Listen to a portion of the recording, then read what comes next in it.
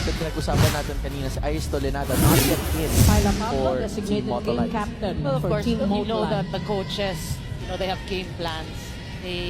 Those who practice longer will normally start. So I'm sure Iris Tolenada, eventually, for Team you will see her. Motolite, Fen Emnas. Right now, the setter of Motolite serves. And then Nas getting an ace right Scores away. an ace. Still serving. Straight to Galanza. Morado goes up to Valdez. Picked up by yeah. Emnas. Pablo on the other side Pablo answers. scores the And second Pablo point. scoring the first point for Yeah. Team Motolite. First attack point coming from Team Motolite. Emnas. Followed up, Creamline The scores serve one. goes straight to the antenna. Creamline Cool Smashers with the pretty much, the familiar names that we're used to hearing and watching. So very solid Outside shot, starting six Pablo. for Gia serves it straight. Emnas scrambling there with an underhand set. On the other side, Gia chooses Gumabaw, who has been through the block. explosive in their last match. Three, Getting another serving point here. two. View her as a blocker. A great blocker. Now Emnas on the other side goes to Myla again, tipping it over. Someone was there, Galanza. Nakabantay, blocked there. Ramos denying. Soriano twice there, but on the other Off side of the the court, block, Valdez. Valdez getting a score Four, off the block. serving And two. let's go to the She still fulfills the duties and responsibilities of a student athlete and more because she's also a part of the national team. Bago inayos niya ang lahat ng schedule niya for the coming months, she was able to find a balance with all three and just focuses at the task at hand. And she has become the epitome of the belief that if you put your mind and heart into every single thing you do, kaya mong ma-achieve ang lahat na ito. Team Motolite. At while we had that report, palitan ng puntos ang dalawang koponan dito as Tots getting one over Carlos Michelle reaches Gumabaw in the over. last play. Yeah, that up report by of one. Nina is really students have to really go to school. That's really how amazing the journey of these athletes are. They really have to balance. Balancing their commitments, not Yeah. just to their clubs, but of course to the country as well.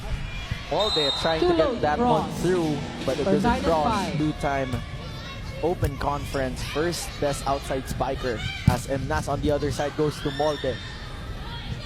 Emnas goes to Pablo, back row, tipping it over. On the other side is Gia choosing Galanza off the hands of Galanza Pablo. off the hand of Pablo. And the point goes, It'll keep their opponents guessing. Now Motolite has got to focus on their defense and try to figure out who they're going to block.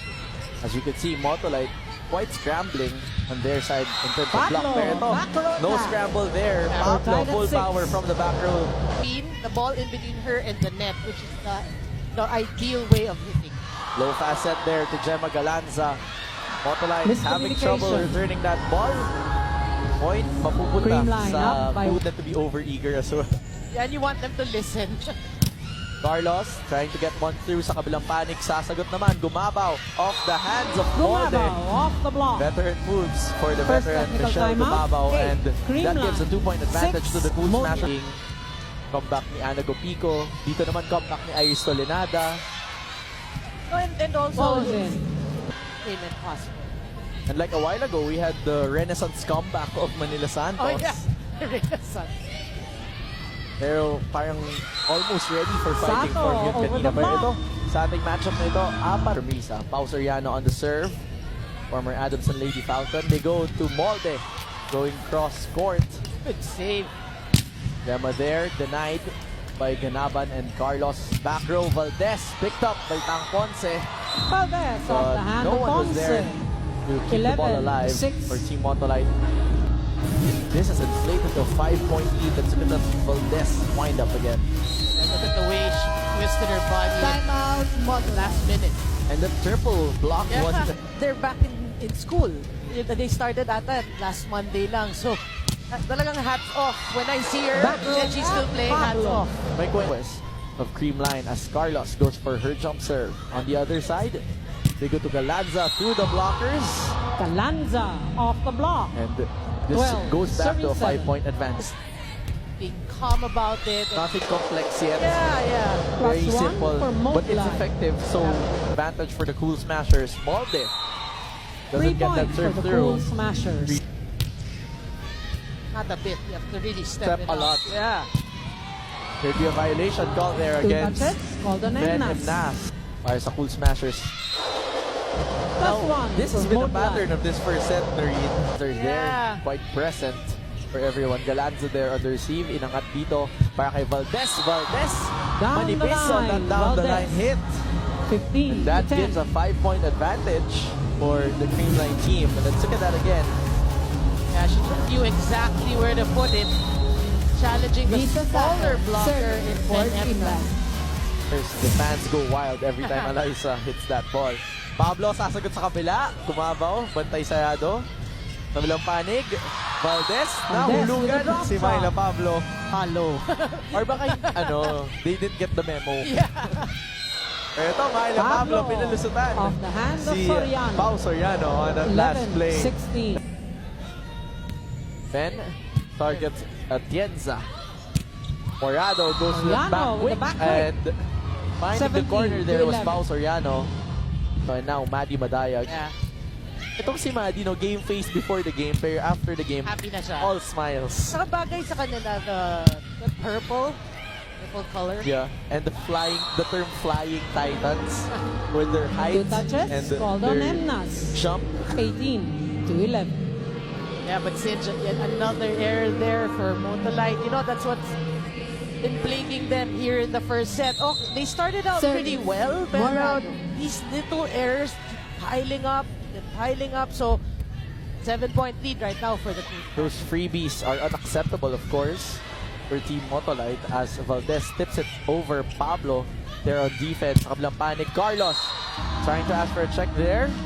Our referees Ball clarifying, down. but ball is 19 out. No For check. this team. They've solidified their bench. They've solidified their first six, and overall, they're quite a solid team as Atienza picks that ball on the other side. Gumabaw, tipping it over. Basang-basa na ni Myla. Free ball, bibigay ni Emnas. Sa kabilang panig naman, Morado pupunta kay Valdez. Still hit the unstoppable and spot. just finding the lines. 20 to 11. What do you do? How do you outsmart the blockers?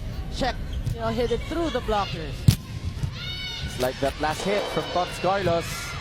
Great save there from Valdez, but Creamline not Valdez trying able to save it, to but put it's a that ball no-go. through.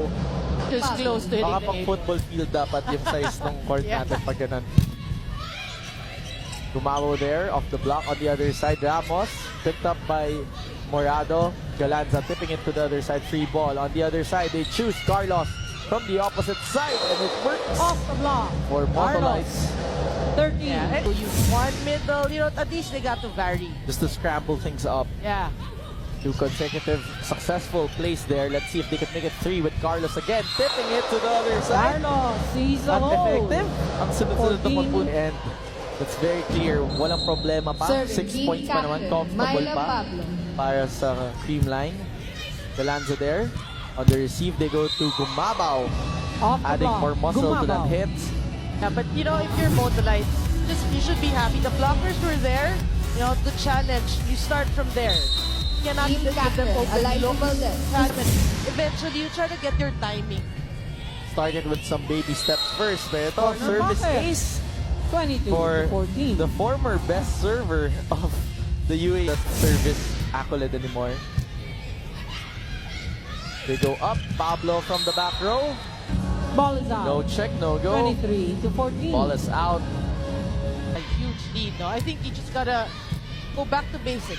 Really focus on one point at a time to hopefully trim the lead, get some momentum going for Gumabaw the off next the hand set. of Emnas. That's what they were doing earlier. Creamline now. However, Creamline at is just set point.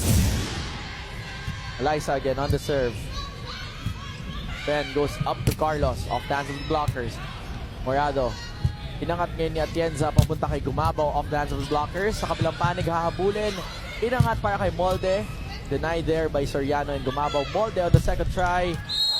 It doesn't cross. Hit the net. That Creamline gives takes set the number first 1 set. to the Creamline Cool Smashers. Yeah, pretty comfortable first set for the Cool Smashers. If you're Motolite, focus on the second set. Try to make a match out of it. We want to see, and all the other Motolite fans want to see, that extended volleyball action that Motolite always promises.